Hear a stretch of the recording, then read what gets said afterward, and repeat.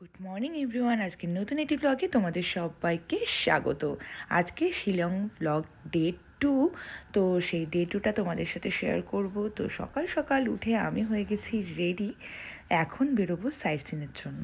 তো সকাল সকাল আমাদের গাড়ি চলে এসছে, এখন 8টা মতো বাজে। সো ভাই আর দীপঙ্কর তো আগেই রেডি হয়ে নেমে গেছে, আমি আর প্রশান্ত এখন নামবো। সো প্রশান্তর সাথে তোমাদের ইন্ট্রোডিউস করিয়ে দেই, ও হচ্ছে কালকে যেই দাদু আমাদেরকে রিসিভ করতে এসেছিল ওনার ছেলে। সো আজকে আমরা সাইট সিনে 4জন মিলে বেরিয়ে পড়লাম।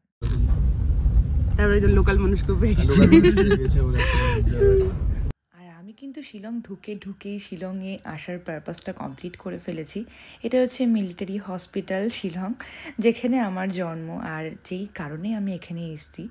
আমাকে এইটুকু দেখিয়ে ফিরিয়ে নিয়ে গেলেও চলতো, তবে এতদূর যখন এসেই পড়েছি, এখানকার প্রাকৃতিক সৌন্দর্য মিস হয়ে যাবে, সেটা মিস করি কেমন করে।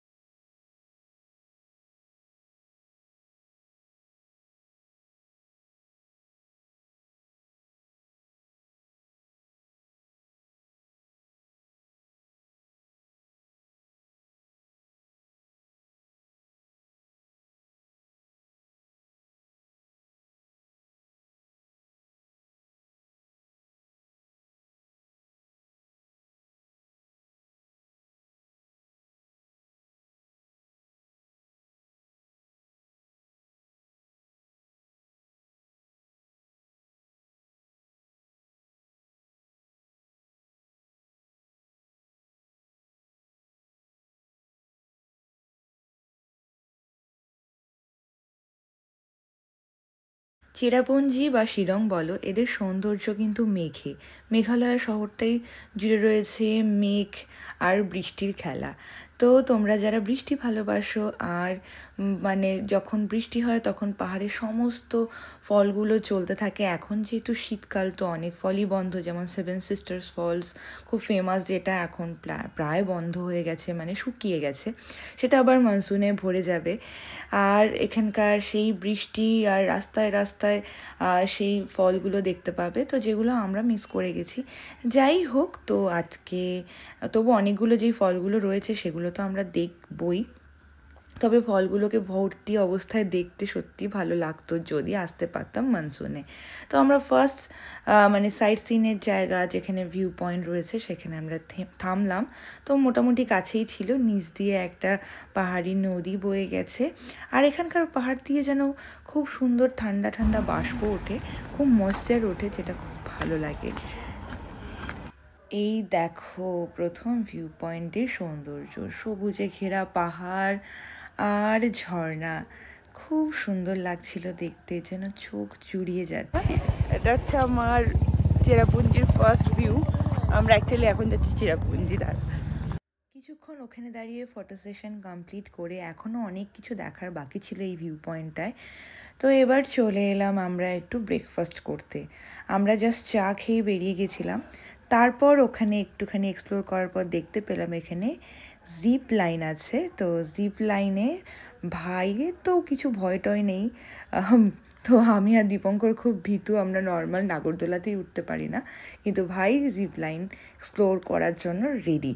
আমি টাকা দিয়ে এরকম ঝুলে ঝুলে এ পাহাড় থেকে সে পাহাড় তো যাবো, ছেড়েই দাও, উল্টে আমাকে কেউ টাকা দিলেও আমি এইভাবে যেতে পারবো না। বাট যারা করতে পারো তাদের সত্যি সত্যি অনেক ভালো ভালো এক্সপিরিয়েন্স হয়, তা ঠিক। তো এই যে ভাই যাচ্ছিল, আমি ঠাকুরকে ডাকছিলাম, হে ঠাকুর, ভয়ও লাগছিল। সো ভাইয়ের এই তো জিপ লাইন স্টার্ট হয়ে গেল। তো এখান থেকে সোজা ওই পাহাড়টায় যাবে, আবার ওখান থেকে এই তারটা বেয়ে চলে আসবে। তো এখন ওই যে ছোট্ট করে দেখা যাচ্ছে ও যাচ্ছে।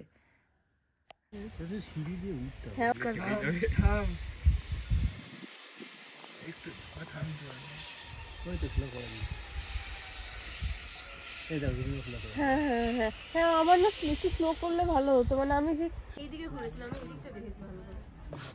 কেমন লাগলো? দারুণ দারুণ। তারপর এখান থেকে ছাড়িয়ে আমরা চড়লাম সেকেন্ড কোনো ভিউ পয়েন্টের দিকে। তো সেকেন্ড ভিউ পয়েন্টে আমরা থেমেছিলাম, এক্স্যাক্ট এই ভিউ পয়েন্টের নামগুলো আমার মনে নেই, এখানকার সবগুলোই মানে প্রায় কাছাকাছি নাম, আর সবগুলোর এক্স্যাক্ট নাম আমি বলতেও পারবো না। সো ভিউ পয়েন্টের এই যে সামনেটায় চলে এলাম। এখানে তেমন কিছু ছিল না, আর এই ভিউ পয়েন্টগুলো মানে ওইটা বাদ দিয়ে বাকি সমস্ত ভিউ পয়েন্টগুলোতেই আমাদের কিন্তু টিকিট কেটে দেখতে হয়েছিল। তো ওই যে সরু ঝর্ণা দেখা যাচ্ছে, মানে মনসুনের টাইমে এখানে অনেকগুলো ঝর্ণা থাকে, আর এই ঝর্ণার জলের স্পিডটাও অনেকটা বেশি থাকে, কিন্তু এখানে সেরকম এখন কিছু নেই। এত সুন্দর নয়নাভিরাম দৃশ্য, আর তার সাথে একটা সুন্দর হালকা মিউজিক ডিজার্ভ করে। কিন্তু আমি এতগুলো মানে ভিডিওতে যখন আমি মিউজিকগুলো ইউজ করেছি সেগুলোতে ক্রেডিট দেওয়া সত্ত্বেও কিন্তু আমার কপিরাইট ক্লেম চলে এসেছে। তো সেই কারণে আমি কোনো মিউজিক ইউজ করতে পারছি না, মানে করবও না, ঠিক করেছি। তো এভাবেই শিলং ট্রিপটা উপভোগ করতে হবে। এবার চলে গেলাম আমরা কেভের ভেতরটায়। তো কেভের ভেতরে আসতে কিন্তু অনেকটা রাস্তা হেঁটে আসতে হয়েছিল। তো আমি খুব অলরেডি টায়ার্ড ফিল করছিলাম। তোমরা এত শর্ট টাইমে দেখছো, কিন্তু অনেকটা ডিস্টেন্সে যেহেতু জার্নি, আর জার্নিটা আমার কাছে একটু টাফ। তো সেই কারণে আজকে ঘুরেই আমার মনে হচ্ছিলো যে আমি সবগুলো কমপ্লিট করতে পারবো না। অ্যাকচুয়ালি মানে আমি কখনো চাইও না যে সব কিছু একবারে কমপ্লিট করতে, কিছু না কিছু ছাড়তেই হবে, সব তো পাওয়া যায় না। আর মানে শরীরও পারমিট করে না আমার, এমনি গাড়িতে বলেছিলাম যে মোশন সিকনেস রয়েছে আমার। সেখান থেকে সোজা চলে এলাম আমরা নোয়া কালিকাই ফলস বা নওকালি ফলস, মানে ঠিক উচ্চারণ করতে পারলাম কি না, কিন্তু এই ফলসের আশপাশের জায়গাটা দেখো কত সুন্দর। এই সবগুলো রয়েছে, আর সেই ফলস থেকে একটুখানি এগিয়ে যাওয়ার পর তো এখানে সবাই টুকটাক টুকটাক কেনাকাটা করছিল। তো আমার তেমন কিছু পছন্দ হচ্ছিল না, তবে এখানে অনেক কিছুই ওরা নিজের হাতেই তৈরি করে। তো এখানে অনেকক্ষণ ঘুরে অনেক ছবি টবি উঠে আমরা এখানে লাঞ্চের জন্য থেমেছিলাম, কিন্তু আমরা মাঝখানে এতটা স্ন্যাক্স খেয়েছিলাম যে আমাদের আর খিদেই পাচ্ছিল না। তো এখানে আমরা লাঞ্চটাকে স্কিপ করে বেরিয়ে যাই। এবার এখান থেকে বেরিয়ে আমরা সোজা মেঘ পাহাড় ঝর্ণার খেলা দেখতে দেখতে চলে আসি এলিফ্যান্ট ফলসের কাছে। মানে এখন আমরা এলিফ্যান্ট ফলস দেখার জন্য যাচ্ছিলাম। দীপঙ্কর বলছিল এরকম সরু সরু ঝর্ণা নয়, এরকম একটা ঝর্ণা দেখাও, মানে ড্রাইভার দাদাকে বলছিল এরকম একটা ঝর্ণা দেখাও যেটা কাছে হাত দিয়ে ঝর্ণার জল ছুঁতে পারবো, এরকম একটা ঝর্ণা দেখাও। তো তখন বলে যে হ্যাঁ, এলিফ্যান্ট ফলস খুব কাছ থেকে দেখা যায়। তো আমরা এলিফ্যান্ট ফলস দেখার জন্য বেরিয়ে এলাম। তো এলিফ্যান্ট ফলসেও কিন্তু ভিউ পয়েন্ট হিসেবে এখানে টিকিট কাটতে হয়েছিল। এখানে 100 টাকা করে টিকিট পার হেড কেটে আমরা চলে আসি। আজকের দিনের লাস্ট এটাই আমাদের মানে ভিউ পয়েন্ট। তো এটা হচ্ছে ফার্স্ট ভিউ এলিফ্যান্ট ফলসে। এলিফ্যান্ট ফলসে এরকম 3টে ধাপে 3 রকমের ভিউ পাওয়া যায়। তো এটা ফার্স্ট স্টেপের ভিউ, আর সত্যি এই ফলসটা সব থেকে বড় আর সব থেকে সুন্দর লেগেছে আমার।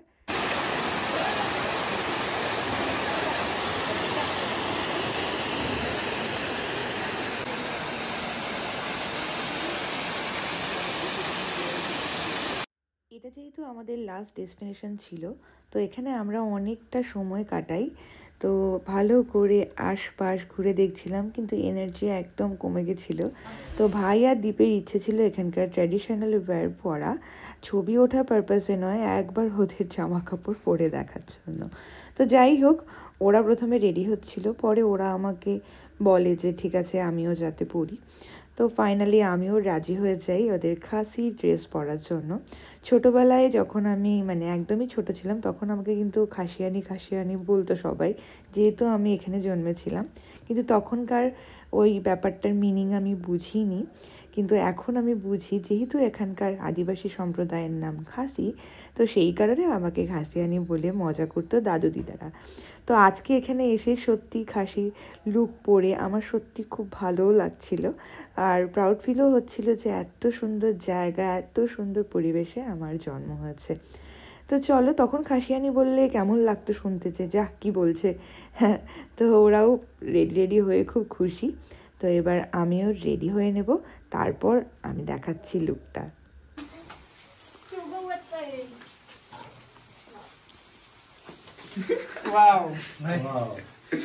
ফুটো হয়ে গেলে না তখন দেখিস। রেডি হলে দাও, ফর্মে আসতে দাও, তারপর দেখা ফর্মে আসলে তারপর দেখাচ্ছি গো।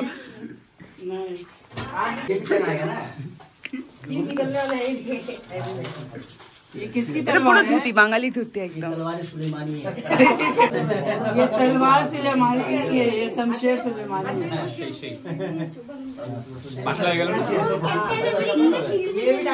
ওদের কম খাওয়া দাওয়া হয়েছে। ওকে ভালো ফিট হয়েছে। सरदार जी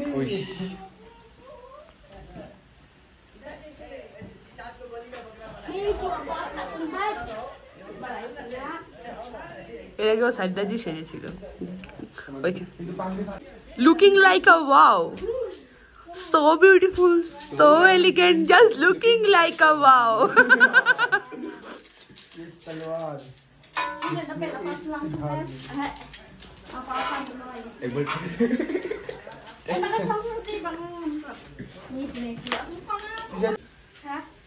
এটা কি পিছন থেকে কেন এরকম? ওরা পিছন পিছন কেউ দেখবে না। বুঝতে পারেনি ওরাই বা কেন হচ্ছে, আমরাই বা কেন হচ্ছে, বুঝতেই পারছি না। আমরা রুমে ফিরে গেলাম। রুমে ফিরে একটু ফ্রেশ হয়ে সন্ধেবেলা আর একটু ঘুরতে বেরোবো। পাহাড়ি শহরগুলো অনেক তাড়াতাড়ি বন্ধ হয়ে যায়, তাই আমরা চেষ্টা করব যে তাড়াতাড়ি করে গিয়েই বেরোনোর, কারণ একবার বিছানায় পড়ে গেলে আর উঠতে ইচ্ছে করবে না, কারণ হাত পা অলরেডি টায়ার্ড লাগছে। আর পাহাড় ভালো লাগে, আবার গাড়িতে ভমিটিং এর প্রবলেম রয়েছে, এটা খুব ব্যাড একটা কম্বিনেশন সেটা আমার আর দীপের দুজনেরই। তো আমরা রেস্ট নিয়ে বেরিয়েও পড়লাম তাড়াতাড়ি করে। দীপঙ্কর বেরোয়নি, ওর শরীর ভালোও লাগছে না। তো আমি আর ভাই বেরিয়ে গেলাম, তার সাথে প্রশান্ত রয়েছে। তো ও বলতে গেলে এখানকার লোকালই, কারণ ও এখানেই প্রায় বড় হয়েছে। তো ওর সাথে এখানে চার্চে ঘুরতে গেলাম। আনফরচুনেটলি চার্চ বন্ধ ছিল, জানি না কিছুদিন ধরে ওখানকার গার্ড বললো যে এই চার্চটা বন্ধ রয়েছে। তবে বাইরেটা খুব সুন্দর করে সাজানো। কিছুটা সন্ধে এখানে কাটানোর পর আমরা বেরিয়ে গেলাম এমনি খামোখাই রাস্তাগুলো ঘুরতে। শিলংয়ের রাস্তা এমনি খুব সুন্দর সাজানো গোছানো। আমি আসার সময় একটা রাস্তা দেখেছিলাম যেখানে ফুল দিয়ে খুব সুন্দর করে সাজানো, ইচ্ছে ছিল একবার হলেও ওখানে যাওয়ার। তো সারাদিনে সময় হয়নি, তো এখন এই চার্চ থেকে গিয়ে ওদিকটায় যাব। আর সেই দিকের রাস্তায় যেতে গিয়ে ও যেমন অনেক শর্টকাট জানে, সেই শর্টকাট বেয়ে হেঁটে একটা শহর ঘুরে বেড়ানোর মজাটাই আলাদা। তো আমরা হেঁটে হেঁটে শহরটা দেখতে বেরিয়ে পড়লাম। তো আমরা লাকিলি একটা বিয়েও দেখেছিলাম, যে ওখানকার খাসি ওয়েডিং, যদিও ভেতরে এন্ট্রি নেই, তো বাইরে থেকেই দেখার সুযোগ হয়েছিল। এরপর চলে গেলাম এখানকার একটা স্ট্রিট ফুড খেতে। স্ট্রিট ফুড না, অ্যাকচুয়ালি সরি, লোকাল ফুড। সেখানে এক ধরনের গ্রিন রাইস থাকে আর চিলি চিকেন টাইপের একটা ডিশ। আমি অবশ্য হোয়াইট রাইস, গ্রিন চাটনি, চিলি চিকেন, ফ্রেঞ্চ ফ্রাইস আর স্যালাড নিয়েছিলাম। এখানকার খাবার খেয়ে দ্বীপের জন্য প্যাক করে নিলাম। এখানকার ট্র্যাডিশনাল ফুড, এটার কোনো একটা নাম রয়েছে যেটা এই মুহূর্তে আমার মনে নেই। স্বাভাবিক ব্যাপার, অচেনা নামগুলো খুব তাড়াতাড়ি ভুলে যাই আমরা। তো আজকের ব্লগটা এই অবধি। আশা করি ব্লগটা তোমাদের ভীষণ ভালো লেগেছে। যদি লেগে থাকে অবশ্যই একটা লাইক, কমেন্ট অ্যান্ড সাবস্ক্রাইব করে দিও আমার চ্যানেলটিকে। তোমাদের একটা সাবস্ক্রিপশন আমাকে ভীষণ ভীষণ মোটিভেট করে। Till then, take care, bye bye. কালকে আবার একটা শিলং পার্ট 3 নতুন ভিডিও আসবে। আশা করি ভিডিওগুলো তোমরা ভীষণ এনজয় করছো। তো তোমরা যারা এখনো সাবস্ক্রাইব করোনি, সাবস্ক্রাইব করে দিও। ততক্ষণ শুভরাত্রি।